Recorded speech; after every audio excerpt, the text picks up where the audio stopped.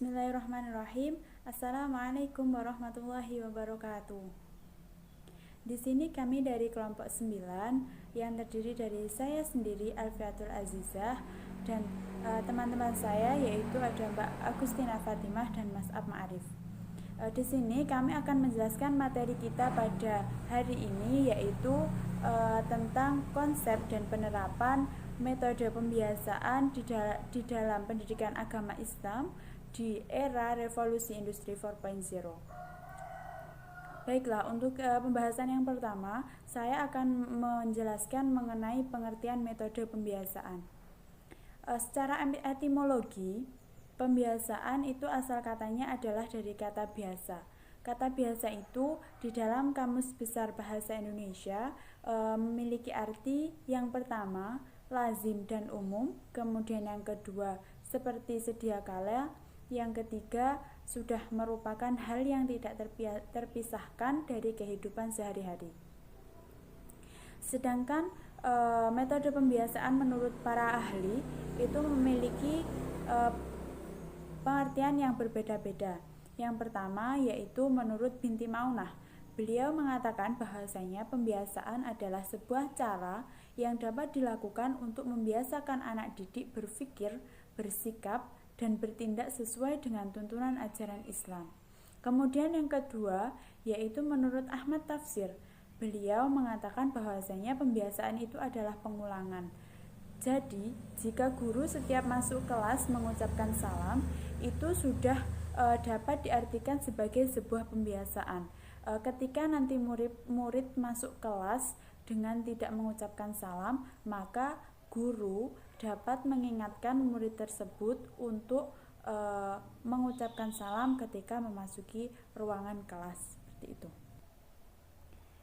Kemudian selanjutnya yaitu pendapat dari Armai Arif. Beliau mengatakan bahwasanya pembiasaan adalah suatu cara yang dapat dilakukan untuk membiasakan anak didik berpikir, bersikap, dan bertindak sesuai dengan tuntunan agama Islam. Kemudian pendapat yang keempat itu adalah dari Saiful Bahri Jamarah. Pendapat beliau, pembiasaan adalah pendidikan. Bagi anak kecil, pembiasaan itu merupakan suatu aktivitas yang akan menjadi milik anak tersebut di kemudian hari. Nah, dari berbagai definisi di atas, maka dapat kita simpulkan bahwasanya pembiasaan adalah sesuatu yang dilakukan secara berulang-ulang, secara berangsur-angsur dalam jangka waktu yang lama sesuai dengan norma-norma dan agama-agama, sehingga sesuatu yang diinginkan menjadi terbiasa dan tertanam di dalam hati maupun perbuatan. Untuk pembahasan kita selanjutnya yaitu mengenai tujuan dan fungsi metode pembiasaan. Pembiasaan merupakan proses pembentukan kebiasaan-kebiasaan baru dan perbaikan kebiasaan-kebiasaan yang telah ada. Pembiasaan selain menggunakan perintah, suri tauladan, dan pengalaman khusus juga menggunakan hukuman dan ataupun ganjaran. Adapun tujuan dari adanya metode pembiasaan ini adalah agar siswa memperoleh sikap-sikap dan kebiasaan-kebiasaan perbuatan baru yang lebih tepat dan positif, dalam artian selaras dengan kebutuhan ruang dan waktu. Selain itu, juga selaras dengan norma dan tata nilai moral yang berlaku baik bersifat religius maupun tradisional dan kultural. Kemudian tujuan diadakannya metode pembiasaan ini di sekolah itu adalah untuk membiasakan anak didik secara konsisten dan kontinu dengan sebuah tujuan, sehingga benar-benar tertanam pada diri anak tersebut dan akhirnya menjadi kebiasaan yang sulit ditinggalkan di kemudian hari. Selanjutnya, manfaat penggunaan metode pembiasaan.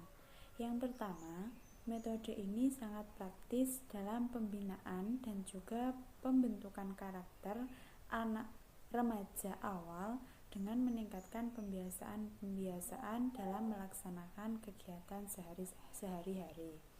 Kemudian selain itu juga sebagai pemberi jalan atau cara yang sebaik mungkin bagi pelaksanaan operasional dari ilmu pendidikan tersebut. Itu tadi penjelasan dari saya. Selanjutnya akan dijelaskan oleh Mbak Agustina. Yang selanjutnya adalah langkah-langkah menggunakan metode pembiasaan di era revolusi industri 4.0. Dalam konteks ini, agar pembentukan karakter peserta didik dapat terrealisasikan sesuai dengan tujuan awal pendidikan nasional yang berorientasi pada nilai-nilai luhur bangsa dan negara, maka dibutuhkan metode pembiasaan nilai-nilai kehidupan terhadap peserta didik. Langkah-langkah metode pembiasaan di era revolusi industri 4.0 tersebut adalah yang pertama, memfasilitasi metode pembiasaan nilai-nilai religius dan cinta tanah air terhadap peserta didik. Metode pembiasaan ini memiliki arti bahwa pendidikan dalam konteks sekolah tidak hanya berorientasi pada hasil, akan tetapi berorientasi pada proses yang membentuk peserta didik untuk memahami dan merefleksikan tentang bagaimana suatu nilai menjadi penting untuk diimplementasikan dalam perilaku keseharian individu. Melalui proses pembiasaan ini, peserta didik akan memiliki hubungan sinergi antara penguatan perilaku melalui pembiasaan di lingkungan, sekolah, rumah, dan masyarakat. Langkah yang kedua yaitu mengoreksi perilaku peserta didik yang tidak sesuai dengan nilai-nilai yang dikembangkan oleh sekolah. Tujuan ini memiliki makna bahwa sasaran pendidikan karakter adalah upaya meluruskan berbagai perilaku peserta didik yang negatif untuk menjadi perilaku yang positif. Dan agar proses koreksi ini tidak sia-sia, maka harus diimbangi dengan keteladanan baik di lingkungan sekolah, rumah, maupun masyarakat. Sedangkan langkah yang ketiga yaitu membangun koneksi yang harmonis dengan keluarga dan masyarakat dalam memerankan tanggung jawab pendidikan karakter. Tujuan ini berarti bahwa proses pendidikan karakter di lingkungan sekolah harus dihubungkan dengan proses pendidikan di lingkungan keluarga, dan apabila proses pendidikan karakter hanya dilakukan di lingkungan sekolah saja tanpa dilakukan di lingkungan keluarga serta masyarakat, maka pencapaian karakter yang diinginkan akan sulit terwujud. Dengan demikian, apabila metode pembiasaan karakter di era revolusi industri 4.0 bisa diaplikasikan dengan baik, maka harapannya pendidikan karakter bisa membentuk bangsa yang tangguh, berakhlak mulia, beramal, bermoral, bergotong royong, berjiwa patriotik, dan berorientasi pada ilmu pengetahuan dan teknologi yang semuanya dijiwai oleh iman dan takwa kepada Tuhan Yang Maha Esa berdasarkan Pancasila.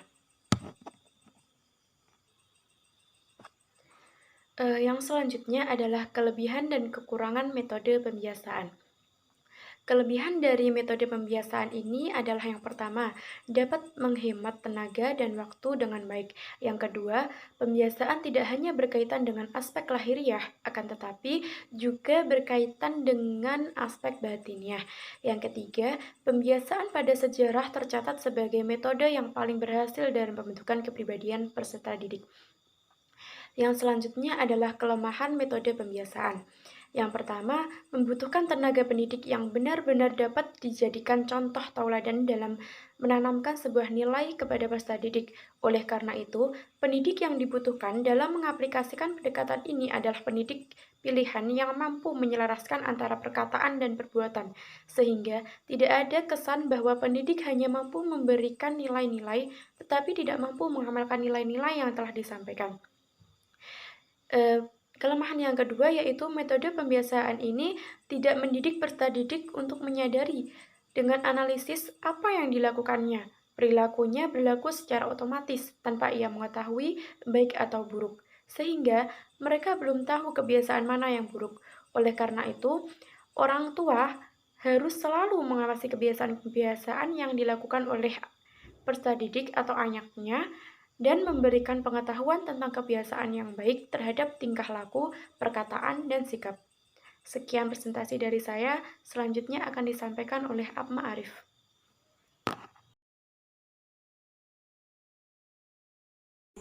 Bismillahirrahmanirrahim. Assalamualaikum warahmatullahi wabarakatuh. Yang E yaitu hal-hal yang diperhatikan dalam menggunakan metode pembiasaan di era revolusi industri. Hal-hal yang harus dilakukan supaya pembiasaan dapat secara tercapai dan baik hasilnya, yaitu 1. Mulailah pembiasaan ini sebelum terlambat. Jadi sebelum anak itu mempunyai kebiasaan lain yang berlawanan dengan hal yang akan dibiasakan. Yang kedua, pembiasaan hendaknya dilakukan secara terus-menerus atau berulang-ulang dijalankan secara teratur sehingga menjadi suatu kebiasaan di dalam anak itu tersendiri. Yang ketiga, hendaklah bersikap tegas, tetap teguh terhadap pendirinya telah diambil, jangan memberi kesempatan anak untuk melanggar kebiasaan yang telah ditetapkan. Yang keempat, pembiasaan yang mula-mulanya mekanis harus semakin menjadi pembiasaan yang disertai kata hati dan kata baiklah tentang anak itu tersendiri. Pembentukan kebiasaan-kebiasaan tersebut terbentuk melalui pengulangan dan memperoleh bentuknya tetap apabila disertakan dengan kepuasan. Menanamkan kebiasaan itu sulit, kadang waktu yang lama, kadang membutuhkan waktu yang lama. Kesulitan itu disebabkan pada mulanya seorang anak belum mengenal seperti praktis sesuatu yang hendak dibiasakan. Apabila yang dibiasakan itu dirasakan kurang menyatakan, oleh sebab itu menanamkan kebiasaan diperlukan pengawasan hendaknya digunakan meskipun secara berangsur-angsur. Peserta didik diberikan kebebasan dengan perkataan lain yang dilakukan mengingat usia peserta didik serta perlu keseimbangan antara pengawasan dan kebebasan.